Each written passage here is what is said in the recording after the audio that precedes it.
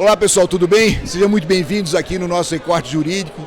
Hoje temos uma presença ilustre, o Luiz Greco, que é brasileiro, foi para a Alemanha estudar, ficou por lá, é professor reconhecido mundialmente, veio participar da Abracrim, nos contar um pouco da experiência dele, dessa vivência tanto na Alemanha quanto no Brasil, da influência, das tendências que tem no direito e principalmente da referência que ele teve o privilégio de conviver com o professor Klaus Roxin, tentar traduzir para o direito brasileiro a teoria da imputação objetiva, que causa muita confusão ainda por todos nós. Então agradecer primeiro por falar conosco, é uma admiração muito grande e é muito mais legal porque o Greco consegue traduzir de uma linguagem factível para todas as pessoas o que tem pensado. Então seja muito bem-vindo, Luiz, trabalhar conosco aqui, discutir essa questão e principalmente contar essas novidades que tem pesquisado. Obrigado, Alexandre. É uma alegria estar aqui na Paraíba pela primeira vez, participando desse evento da Abracrim, um evento gigantesco e que me dá também a oportunidade de rever antigos amigos. Acho que você é um amigo de mais de 20 anos por aí. Eu acho que eu te conheço há uns 20 anos já. Um pouco, não é tão novo. pouco mais, né? Acho que por aí. Exatamente. Então estou bem feliz de estar aqui. E é muito legal que o Scheiner conseguiu fazer e uma homenagem de um professor, uma teoria que no Brasil foi muito mal interpretada, né? Uma interpretação oportunista, né? Então, o que tem de novidade da imputação objetiva? Não, olha, Alexandre, imputação objetiva, eu diria que hoje ela está numa fase de refinamento e de precisão de certas situações limite, certos conceitos limite. E isso, vocês podem, se vocês olharem o tratado Roxin Greco, que foi traduzido ano passado, publicado em português, vocês vão ver a riqueza de problemas os problemas que são discutidos ali, mas são questões de detalhe. Eu diria que no plano mais fundamental, o que tem ocorrido de interessante na Alemanha ultimamente é um esforço talvez por coordenar, sim, vamos dizer, compatibilizar a imputação objetiva com a teoria do concurso de pessoas. Isso eu vejo um futuro nesse caminho, mas isso é uma discussão, vamos dizer assim, bastante sofisticada. Eu acho que para a nossa realidade hoje, bastava se preocupar um pouquinho com a contribuição que essa teoria pode dar para resolver melhor certos casos que também poderiam ocorrer aqui no Brasil. Esses casos são discutidos no livro. Esse livro ficou muito legal, está traduzido, deve ter sido uma alegria imensa para ti poder dividir um livro com um professor que tanto eu quanto você lá no início a gente estudava como sendo... É uma admiração muito grande poder ter-te lá, lado a lado e trabalhando. E eu queria perguntar para ti, isso sempre foi uma curiosidade, quais são as perplexidades mais básicas dele em relação à nossa construção de direito brasileiro, que tivesse que muitas vezes explicar a ele a má interpretação que foi feita da teoria dele? A verdade, Alexandre, é que para a cabeça do professor Roxin, o Brasil, ele foi sempre muito internacional, sempre se preocupou muito com a repercussão internacional das teorias dele, mas ao mesmo tempo, ele sempre entendeu que essa tarefa, os detalhes dela, eram mais problema de outras pessoas, não dele, porque ele não tem como controlar isso. A barreira linguística é sempre um fator muito relevante, eu percebo isso. Então, uma situação análoga, por exemplo, em relação... Eu tenho vários alunos chineses que traduzem as minhas coisas. Se eu estou traduzindo corretamente ou não, como é que eu vou saber? Eu não tenho muito como perguntar, interrogá-los para saber se eles entenderam de verdade, meio que a gente confia. E eu acho que a atitude dele, principalmente em relação a... Ele teve, vamos dizer assim, objetivamente, a sorte de poder contar com bons tradutores, gente como eu, gente como Alain Leite, vários outros que traduziram trabalhos dele, Marina Coelho, Augusto Assis, que são tradutores que conhecem bem a obra dele, conhecem bem o direito tanto alemão quanto brasileiro, mas a gente não pode dizer que isso também protegeu de todos os mal-entendidos, né? Porque a gente sabe que em relação à recepção do domínio do fato, aconteceu muita coisa de errado que eu acho que a gente conseguiu corrigir. Nessa correção tem um trabalho importante, todos os autores citassem, eu convivi muito mais com a Alain Leite, e que a explicação, por exemplo, do doping, que ele escreveu um texto sobre doping, ajuda a compreender isso. Mas eu não quero seguir por esse caminho, eu queria seguir o caminho que interessa muito para os advogados, que é um livro antigo teu sobre ações neutras, lá pela Renovar. Sim. E o que tem de atualização hoje, me parece uma preocupação mundial com a atividade do advogado e, às vezes, a tentativa de criminalização por ações neutras, inclusive pela recebimento de honorários, né? Isso é uma... A verdade, o livro foi meu primeiro livro, né? Eu escrevi, acho que foi em 2003 ou 2004. A história Renovar Capa Azul. Exatamente. A história desse livro é até interessante. Vou te contar aqui que eu estava no Brasil durante 2 meses e tinha trazido na época era o PlayStation 2, que não funcionava porque tinha um problema de compatibilidade. Aí eu tinha muito... Fiquei triste, todo dia eu escrevi umas 4, 5 páginas e esse livro saiu, foi assim. Eu posso contar, e é muito legal que tu começa com os exemplos, 1, 2, 3, 4, 5, e termina com eles, né? Muito legal. Sim, isso é uma coisa que eu aprendi com o professor Roxin, que a gente tem que, toda teoria tem que solucionar problemas. A gente não está teorizando só, a gente não é filósofo, eu acho. Desculpa. Eu acho que a gente é jurista, a gente não é filósofo, então a gente tem que dar respostas para problemas reais.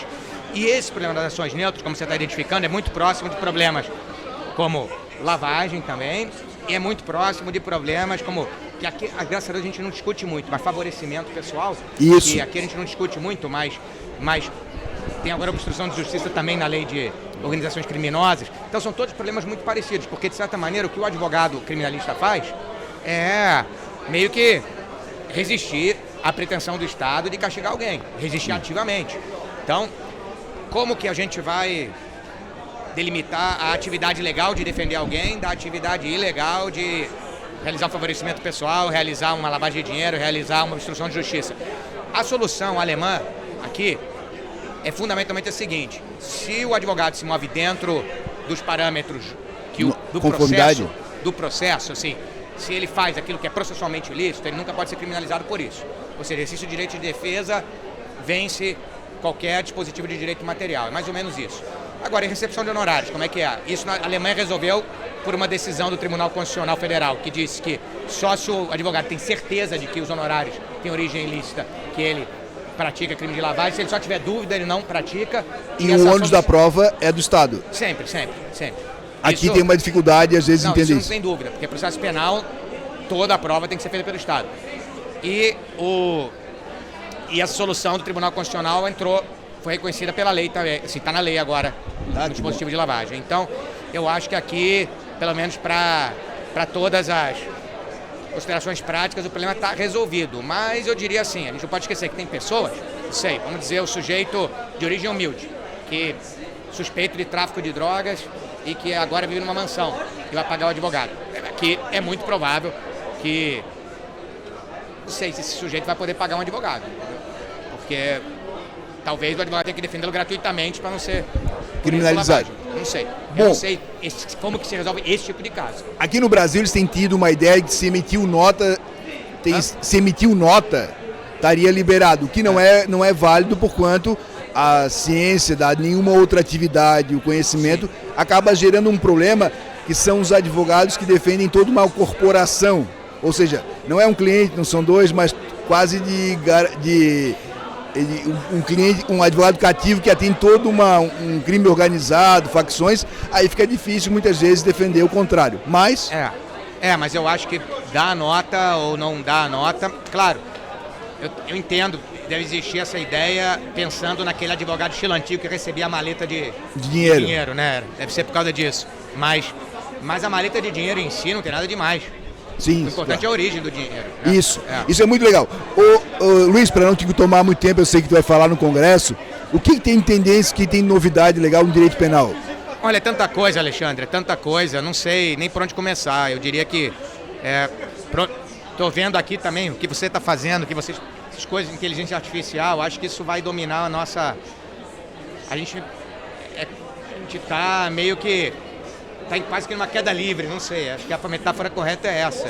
A gente não controla mais a situação, não sabe para onde que isso vai levar e o mundo vai mudar muito e eu não sei para onde isso vai levar. Eu ainda não sou como você que está aí na crista da onda. Não, mas o teu livro é muito bom sobre a dificuldade de buscar a responsabilização, a preocupação de uma saída humana. Mas é um livro, de certa maneira, pensa só, metade desse livro, esse livro foi escrito 6 anos atrás, metade dele eu estava tentando explicar por que isso ia vir. porque as pessoas naquela época não acreditavam que o computador conseguisse escrever uma sentença. E hoje a gente vê escrevendo melhor do que quase qualquer pessoa que eu conheço. Então, é impressionante.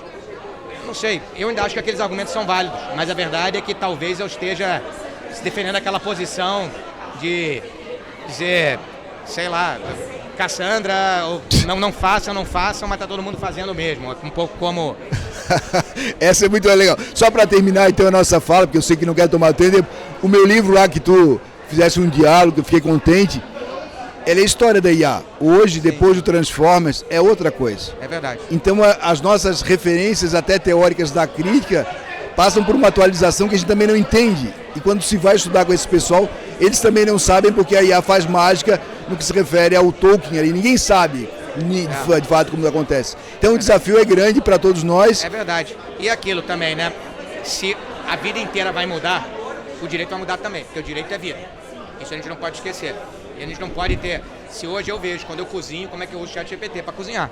Então, agora, se eu fosse profissional, provavelmente usaria. Eu acho que aquilo que a gente faz como amador, talvez a gente possa fazer com inteligência artificial, mas coisa que a gente faz como profissional, aqui a gente deveria ser capaz de fazer, vamos dizer, com as próprias mãos, com a própria cabeça. Mas usar a inteligência artificial de forma inteligente também, e não deixar que ela escravize a gente. Eu acho que essa que vai ser o desafio. A máxima que vai ter que orientar a gente. Mas o que significa concretamente, eu não sei. Bom, o papo ia longe sobre isso. Eu tenho uma última pergunta, Luiz. Como curioso, e eu sou autista, há muitos anos eu tento estudar o direito chinês, que está dominando o mundo, tem várias coisas. E a maneira de pensar deles, eu fui ler muita coisa traduzida, porque eu não consigo ler em chinês. Agora com o ChatGPT eu consigo traduzir muitas coisas. A revista de direito deles é muito legal. Puxa vida. Eu consigo traduzir pelo ChatGPT, eu tenho usado muita coisa. Sim. Aí tu pode até conferir a tua tradução se é legal. E aí tem umas questões legais. Mas o que mais te chama atenção na diferença estrutural do direito chinês? O que tu tens pelos teus alunos? Eu não conheço tanto também, porque, de novo, eu tenho vários discípulos chineses, mas a verdade é que a minha interlocução com eles, como eu... é um pouco... Assim, eles estão se doutorando na Alemanha em geral, estão pesquisando na Alemanha, então eles estão mais interessados em... A China está mais interessada em aprender com a gente e fazer a seleção lá dentro do que em passar coisas pra gente. A minha impressão é essa. É unilateral. Eles querem, o projeto deles, assim, não é... Eles querem vender produto, mas eles não querem vender direito. O direito é deles, é pra eles, é uma coisa língua. Eles não querem que a gente aprenda chinês. Eles querem meio que... Acho que o projeto até geopolítico deles é aprender a técnica. Eles entendem que certos países que se desenvolveram, o direito faz parte desse desenvolvimento, eles estão querendo ver o que eles podem ganhar com isso, o que eles podem aprender com isso. Pragmaticamente. Mas eles não estão interessados em falar do direito deles, para mim. E eu também não pergunto muito. Entendi. Porque para mim, sim, tenho hoje na Alemanha comigo, tenho, sei lá, quantos turcos, quantos chineses, tenho taiwanês, tem gente de tudo quanto é lugar. Então, eu não vou dedicar um tempo específico para a China, porque eu tenho outras preocupações mais prementes. Eu já tenho a preocupação de estar na Alemanha e no Brasil. Eu acho que já está... Já tá bom. Já está bom. Qual o próximo livro? O que tu vai sair novo? Não, o que eu quero, o meu grande projeto é o volume 2 do Tratado do Roxy. Eu quero ver se eu consigo terminar até começo do ano que vem. Já fiz a metade. Que massa. Que legal. A segunda metade e agora eu tenho que conseguir me concentrar e terminar. Muito obrigado por ter... Em alemão, né? Só. Claro. Tirado tempo para falar sobre Alexandre, isso. sempre um prazer te ver. Obrigado pelo carinho, parabéns aí por tudo que você está fazendo. Vamos tocar junto, cara. Obrigado, Luiz. Obrigado a você. Um abraço. Obrigado.